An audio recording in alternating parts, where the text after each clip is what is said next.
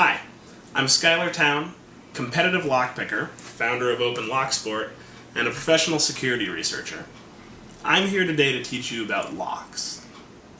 Now, I love locks. I'm obsessed with them. The smell of brass and grease is invigorating to me.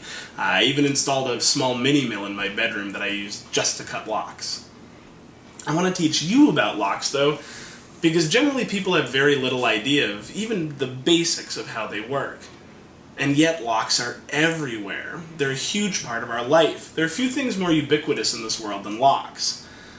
So, look around you. Think about all the locks you see on a daily basis. But if you don't know how they work, you don't know their failure modes, and you don't know how they could potentially be manipulated, or even the differences between different types of locks and what different security measures they might offer, then you can't make a real assessment of the security in your life. That's where I'd like to get to by the end of this class, where you can make an honest assessment of the security of your own life. So, to do that, we're going to cover several things. We're going to cover lockpicking, and we're going to talk a lot about pin tumbler locks in particular, and a couple of advanced concepts too. But the lockpicking is the big sticking part for some people, and I want to address the ethic of it right off the bat.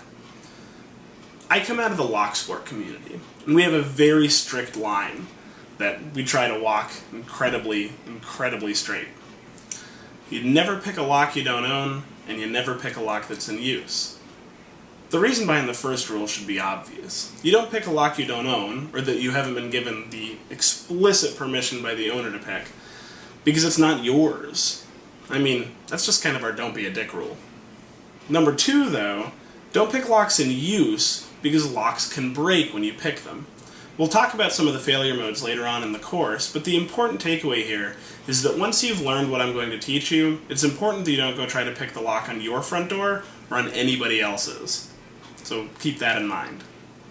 Now, as to the legality of lockpicking, it's going to be different for anywhere you are in the world. And even in a particular country, it'll be different between the different states of that country. In America, there are myriad laws throughout